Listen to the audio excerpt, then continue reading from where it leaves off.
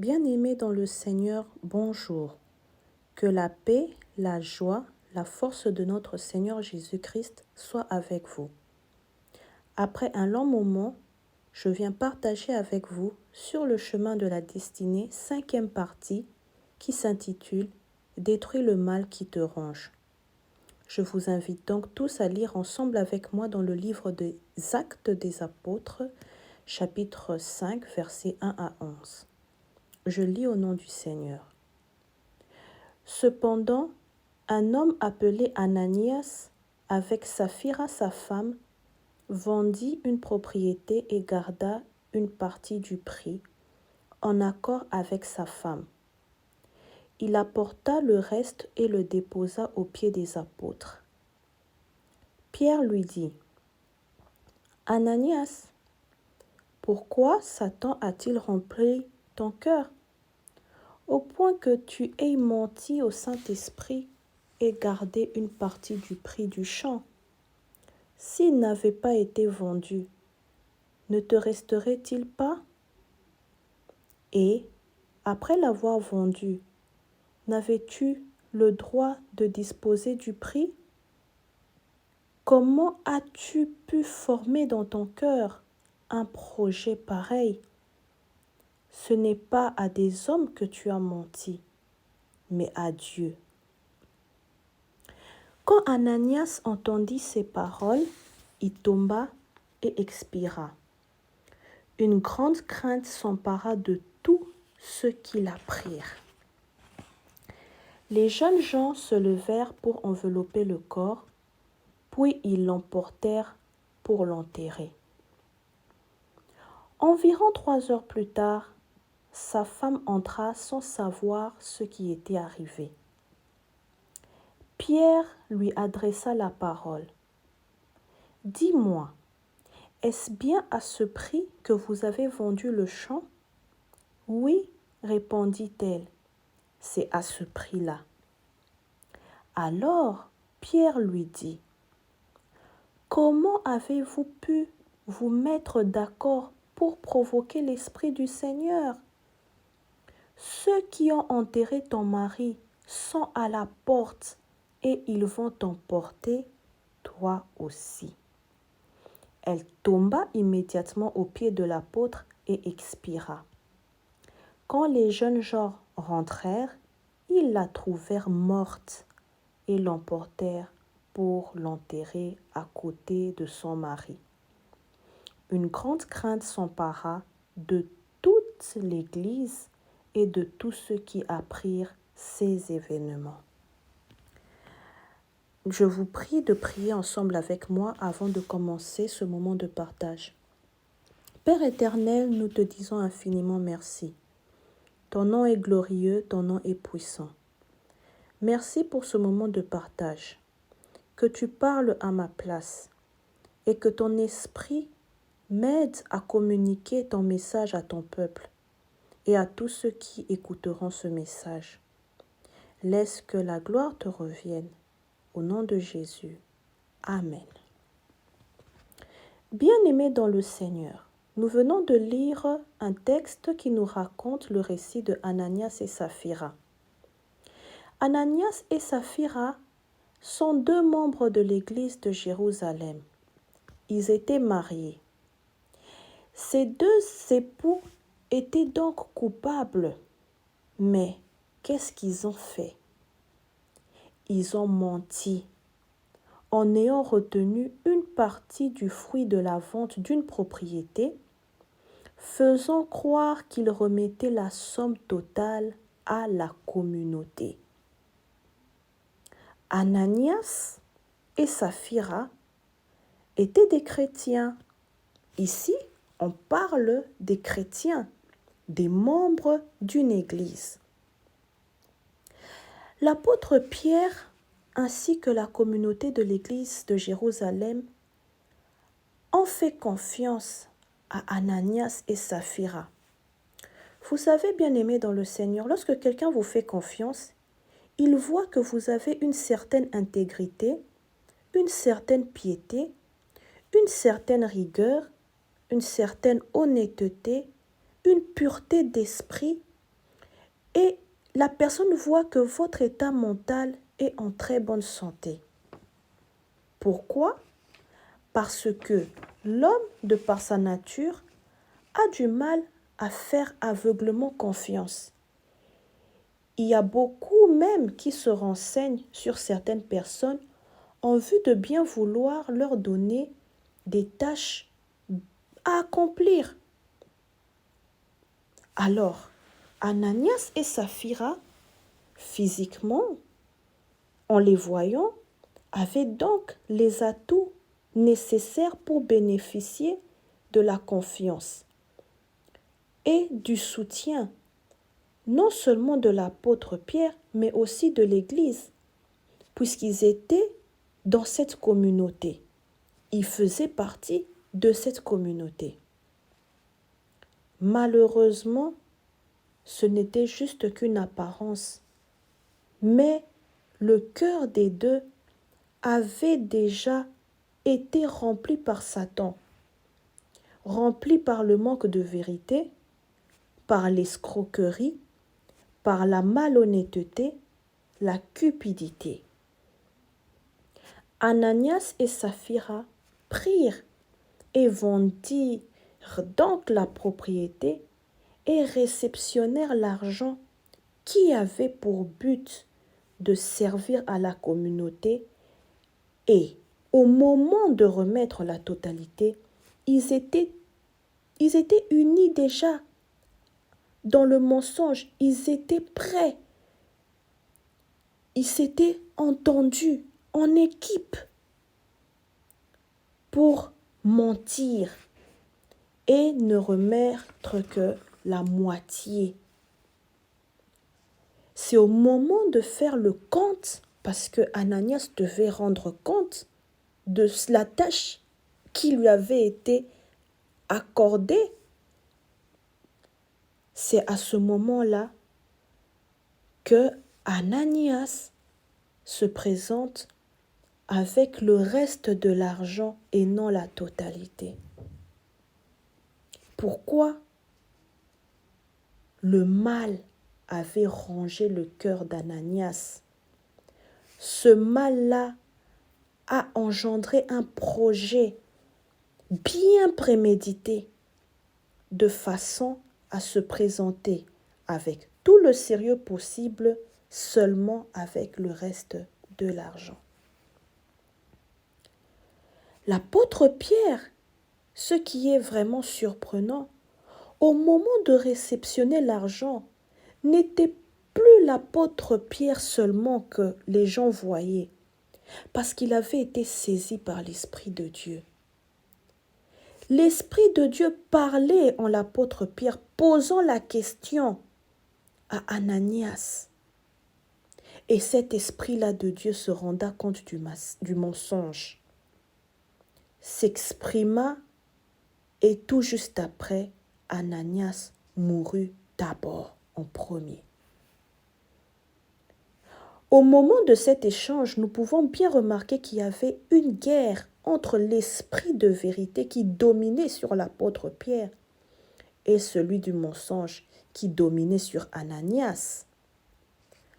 Ananias mourut sans voir la gloire de Dieu à cause de son péché. Quelques heures plus tard, comme nous l'avions si bien lu, la même scène se répète avec Saphira, qui mourut aussi sans voir la gloire de Dieu. Bien-aimés dans le Seigneur, lorsque Satan remplit le cœur de l'homme, il utilise un point de contact. Et lorsqu'il est bien nourri dans votre cœur, il prend donc toute la place et vous aide à réaliser des projets, mais qui ne glorifient pas Dieu. Il est donc important de ne pas se faire nourrir par le diable. Et lorsque vous sentez le mal vouloir prendre de l'ampleur dans votre cœur, détruisez-le. Levez-vous, détruisez-le, avant que ça ne devienne un projet réalisable, de peur qu'il ne soit trop tard, comme pour Ananias et Saphira. Ananias et Saphira n'ont pas eu le temps de se repentir. Ils sont morts sur le champ. Alors, quel est donc le point de contact qui permet à l'ennemi d'entrer dans le cœur? Ou quels sont donc ces points de contact? Moi, je parlerai de la rancune. La rancune qui est un point de contact qui pousse le diable à entrer dans ton cœur. Qu'est-ce que la rancune? La rancune est un sentiment d'animosité durable et caché. C'est un sentiment durable pendant une longue période, oui, et c'est un sentiment caché. Donc c'est un sentiment que personne ne peut remarquer. Ce sentiment est souvent accompagné du désir de se venger que quelqu'un porte à quelqu'un d'autre dont il estime avoir eu à se plaindre. Par exemple, il a gardé rancune de cette injustice. La rancune a pour synonyme l'animosité, la haine, l'hostilité, la rancœur et le ressentiment. Lorsque le diable découvre ce sentiment de rancune en vous, il s'en sert comme point de contact dans le but de vous détruire. Ananias et Saphira avaient la rancune. Pourquoi? Ils avaient un sentiment d'animosité durable et caché qui s'était accompagné du désir de se venger. Comment ils se sont vengés? Eh bien, ils se sont vengés en ne ramenant que la moitié de l'argent de la vente de la propriété à la communauté. Alors, ce qui est impressionnant, c'est de revenir un peu en arrière et de découvrir les caractéristiques de l'Église de Jérusalem dans les Actes des Apôtres, là où Ananias et Saphira étaient membres. On décrit cette Église comme une Église qui présentait un visage original digne d'une attention particulière. Tous les croyants ensemble mettaient tout en commun. Ils vendaient leurs propriétés et leurs biens et en partageaient le prix entre tous selon les besoins de chacun. Jour après jour, d'un seul cœur, ils fréquentaient assidûment le temple et rompaient le pain dans leur maison, prenant leur nourriture avec allégresse et simplicité de cœur. Donc là, vous pouvez même lire dans Actes des Apôtres chapitre 2 à partir peut-être du 44e ou 45e verset. Ils étaient aussi assidus à l'enseignement des apôtres qui consistait à présenter Jésus et à expliquer sa personne et sa mission. Donc, c'était des personnes vraiment intègres. C'était des personnes qui vivaient dans l'intégrité. C'est vrai, l'Église pouvait présenter des conflits, mais ils avaient cette fraternité. Je dirais même plus que c'était une famille. Mais dans cette famille, ils étaient là, Ananias et Saphira, remplis d'un esprit contraire à ce qui se passait au sein de cette communauté-là. Alors, cette rancune a nourri leur cœur, a débordé et a fait naître un projet diabolique qui s'est malheureusement réalisé. L'esprit de rancune a engendré l'escroquerie, la malhonnêteté, le mensonge, la trahison, la mort. Bien-aimés dans le Seigneur, il est important de savoir que nos cœurs sont des miroirs. Lorsque nous regardons nos cœurs, qu'est-ce que nous voyons en nous? Chaque matin, il est important de se regarder face à son miroir. Et lorsque nous voyons une tache, une saleté, de la nettoyer. Parce que cette saleté va attirer des mouches. Elle va peut-être donner une odeur désagréable et nous empêcher de vivre dans la sainteté. Cependant, dans notre vie de chaque jour, nous rencontrons des personnes de différentes catégories, dans les écoles, au travail, sur la route, dans les églises. Nous naissons dans des familles avec différentes perspectives, différents objectifs, différentes destinées. Lorsque vos objectifs que vous vous êtes fixés ne rencontrent pas la réalité de ce que vous vivez, comment réagissez-vous? Lorsque vous regardez vos vies et que vous sentez que vous avez raté plusieurs opportunités ou que vous avez accumulé du retard, comment réagissez-vous? Lorsque votre prochain est plus apprécié que vous, comment réagissez-vous? Avez-vous de la haine? Avez-vous un esprit d'animosité? Avez-vous un esprit de vengeance?